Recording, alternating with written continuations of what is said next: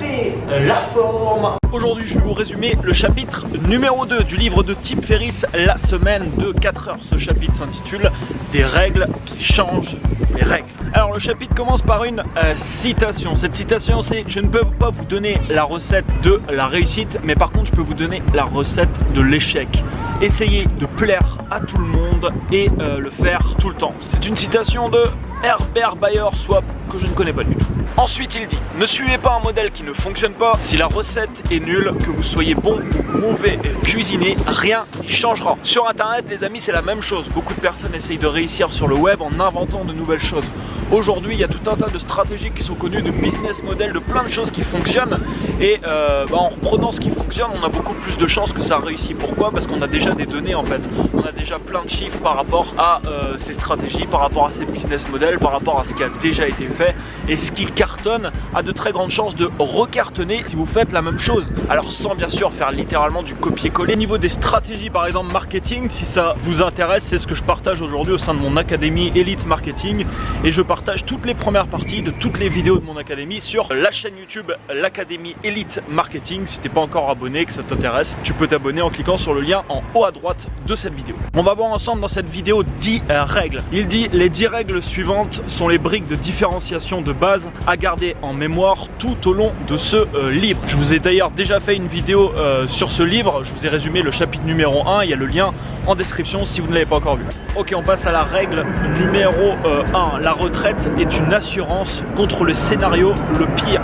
Planifier sa retraite, c'est un peu comme une assurance vie. Il ne faut y voir rien d'autre qu'une protection contre le scénario le pire. En l'occurrence, être dans l'incapacité de travailler et avoir besoin d'une réserve de capital pour survivre. La retraite comme but ou rédemption finale ne tient pas la route pour au moins 3 bonnes raisons. Premièrement, elle repose sur l'hypothèse que vous n'aimez pas ce que vous faites pendant des années, où vous êtes au maximum de vos capacités physiques. Deuxièmement, la plupart des gens ne seront jamais en mesure de prendre leur retraite et d'avoir autre chose qu'un train de vie médiocre. Même 1 million d'euros les amis n'est pas grand chose dans un monde où une retraite peut durer près de 30 ans et où l'inflation réduit votre pouvoir d'achat de près à 2 à 4% par an. C'est mathématique. Et troisièmement, une semaine après avoir pris votre retraite, vous vous ennuierez tellement que vous aurez envie de vous coller des rayons de vélo dans les yeux. Vous opterez probablement pour la quête d'un nouvel emploi ou la création d'une entreprise. Donc il dit ensuite: à quoi ça sert d'attendre? Je ne suis pas en train de vous conseiller de ne pas prendre vos dispositions pour le scénario du pire. Personnellement, il explique qu'il a engagé près de 400 000 euros et des plans d'épargne retraite personnelle qu'il utilise essentiellement pour payer actuellement ses impôts. Mais il finit par dire: ne commettez pas l'erreur de considérer la retraite comme le but à atteindre. Règle numéro 2. L'intérêt et l'énergie sont cycliques. Si je vous offrais 10 millions d'euros pour travailler 24 heures sur 24 pendant 15 ans et puis prendre votre retraite, est-ce que vous accepteriez cette offre? Non, naturellement, vous ne le pourriez pas. Ce n'est pas viable. Faire la même chose 8 heures par jour jusqu'à ce que vous vous écrouliez, que vous ayez suffisamment d'argent en banque pour vous arrêter définitivement.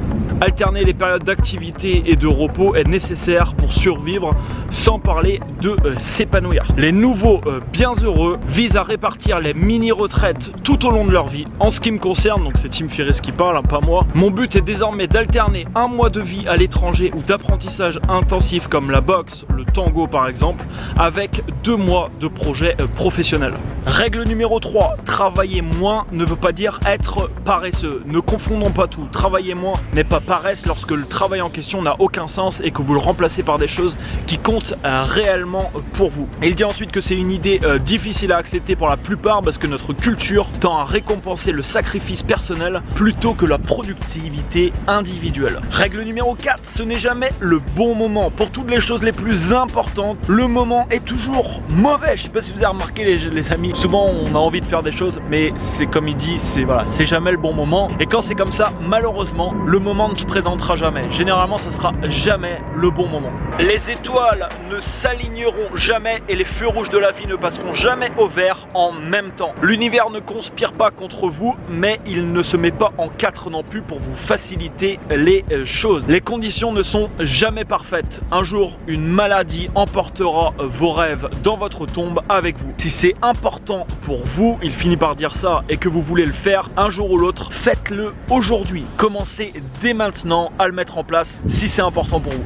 Règle numéro 5. Demandez pardon, pas la permission. Il explique dans cette règle que quand vous allez vouloir commencer à changer les choses, la plupart des gens qui vous entourent, vos parents, vos conjoints, vos enfants peut-être, vont certainement rejeter vos décisions parce qu'ils agissent sur une base émotionnelle. La plupart voudront vous arrêter avant que vous ayez commencé. Mais par contre, ils hésiteront à se mettre en travers de votre chemin une fois que vous vous êtes lancé. Donc au lieu de parler aux autres de peut-être ce que vous allez mettre en place, commencez à le faire maintenant. C'est en commençant à mettre les choses en place que là, les avis des gens généralement vont se modifier et là vous êtes beaucoup plus difficilement arrêtable entre guillemets. Règle numéro 6. Misez sur vos points forts et n'essayez pas de corriger vos points faibles. La plupart des êtres humains sont bons dans une poignée de choses et très mauvais dans tous les autres. Il est de très loin plus lucratif et amusant de capitaliser sur vos points forts que d'essayer de corriger vos points faibles. Le choix se pose dans les termes suivants: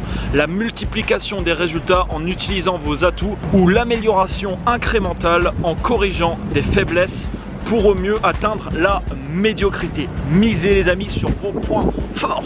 On arrive à la règle numéro 7. Trop, c'est trop. Il est possible d'avoir trop de bonnes choses. Dans l'excès, la plupart des actions et des possessions prennent les caractéristiques de leur opposé. Trop et trop souvent, ce que vous voulez devient ce que vous ne voulez pas. C'est vrai des possessions et du temps. Pour cette règle, je pense que ce qu'il veut le dire par là, c'est voilà, tout ce que vous allez faire, évitez de le faire en excès. Parce que même si vous voulez faire aujourd'hui quelque chose, si vous vous mettez à le faire tous les jours, il y a des chances que dans 6 mois par exemple, cette chose vous saoule et que vous avez envie de passer à autre chose. Règle numéro 8. L'argent seul n'est pas une solution. Il y a beaucoup à dire sur le pouvoir de l'argent comme monnaie, mais en accumuler toujours plus n'est pas la réponse, aussi souvent qu'il nous plaît de le penser. Je l'ai remarqué dans mon activité, je l'ai remarqué en côtoyant des gens aujourd'hui qui ont pas mal d'argent. Le problème quand vous commencez à gagner des grosses sommes d'argent, généralement, c'est que vous vous en voulez toujours plus. Vous allez atteindre un palier et vous dites maintenant il faut que je passe au palier suivant. Mais il n'y aura jamais d'interruption. Et c'est pour ça aujourd'hui il y a des gens qui peuvent gagner, je sais pas, 1 million ou 2 millions à l'année, mais qui sont pas satisfaits de leurs revenus parce qu'ils veulent passer au niveau suivant. Alors c'est bien de se fixer des objectifs, on l'a vu ensemble, c'est bien d'avoir d'importants objectifs, mais viser toujours plus d'argent n'est pas la solution. Vous n'allez pas trouver votre bonheur ou la clé secrète de quelque chose que vous recherchez dans la vie. L'argent va vous permettre de démultiplier vos possibilités, de mettre en place des projets qui vous tiennent à cœur, d'exprimer pleinement qui vous êtes dans ce monde, mais il faut faire attention à ne pas courir toujours vers le plus. Et ça marche pour d'autres choses, ça marche aussi sur, par exemple, prenez YouTube. Vous ouvrez une chaîne YouTube et vous allez courir auprès des abonnés. À un moment, ça a été mon cas, j'étais en train de courir plus d'abonnés. Mais non, c'est pas la solution parce qu'il n'y en aura jamais assez. Je serai toujours en train de courir après. Il dit à propos de ça, c'est en partie de la paresse. Les expressions du type « si seulement j'avais plus d'argent » est le moyen le plus facile de remettre à plus tard l'intense introspection et la prise de décision nécessaire pour créer une vie de plaisir maintenant et pas plus tard. Et c'est vrai qu'il y a beaucoup de gens qui vont rejeter la faute à l'argent. J'ai pas assez d'argent, donc je peux pas faire ça, donc je peux pas vivre la vie de mes rêves, donc je suis contenté de faire ça. Mais généralement, avec ce qu'on a, on peut réfléchir à des choses et on peut réfléchir à mettre tout de suite, maintenant en place des choses qui vont nous permettre d'avancer vers la vie qu'on a envie de vivre. Au début, si je prends mon exemple, j'ai commencé, j'avais pas d'argent, mais ça m'a pas empêché de commencer et de commencer à créer tout ce que j'ai aujourd'hui. Au fond de vous-même, il dit ensuite, vous savez que ce n'est qu'une illusion, mais il est facile de l'oublier quand on est cerné d'individus qui participent au même jeu que nous. Le problème, les amis, va beaucoup plus loin que l'argent en lui-même. Règle numéro 9.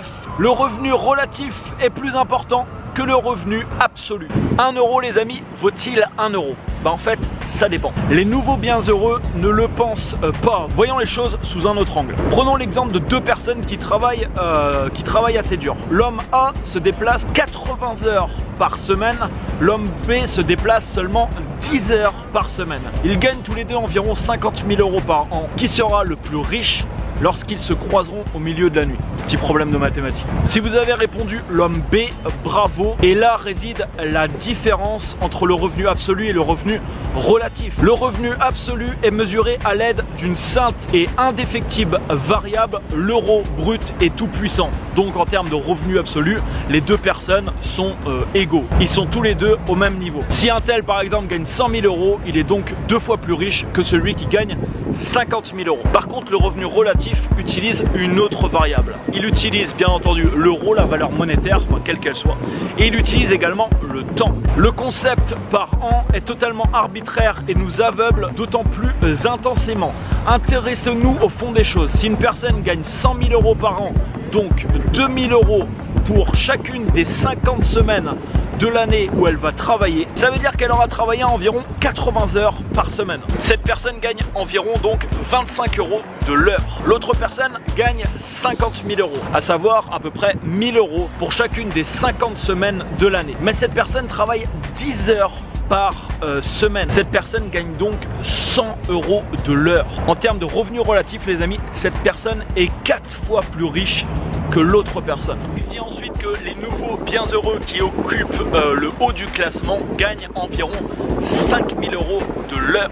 Et forcément ça fait une énorme différence. Et ça permet d'avoir beaucoup plus de liberté dans sa vie. Et on arrive les amis au point numéro 10. Mauvais stress contre bon stress. Le stress n'est pas toujours une mauvaise chose. Les nouveaux bienheureux ne cherchent pas à éliminer tout stress de leur vie. Il existe deux types de stress aussi différents l'un de l'autre. Le distress ou encore mauvais stress désigne les stimuli nocifs qui vous affaiblissent, diminuent votre confiance en vous et vos capacités. Le stress ou stress positif en revanche est un mot que la plupart d'entre nous n'ont sans doute jamais entendu parler, mais c'est un stress qui va avoir un impact positif sur votre vie. Par exemple, les modèles qui nous poussent à dépasser nos limites, l'entraînement physique qui nous ôte nos bourrelets de graisse et les risques qui vont élargir votre sphère d'action confortable sont d'autant d'exemples de stress positif. Un stress bon qui va stimuler votre développement. Il n'y a pas de progrès, il dit ensuite, sans stress positif. Les nouveaux bienheureux mettent autant d'énergie à supprimer le mauvais stress qu'à trouver du stress positif. Et en effet, c'est tout à fait vrai. La majeure partie des fois où je me suis dépassé dans ma vie, où j'ai fait des choses qui me faisaient vraiment peur, c'est des choses qui m'ont permis de passer au next level, parce que c'est des choses qui m'ont permis d'élargir mon cercle entre guillemets de confort, où aujourd'hui je suis à l'aise dans ces choses. Comme par exemple ce que je fais là, tourner une vidéo, comme je vous disais tout à l'heure, en marchant, en tournant des vidéos.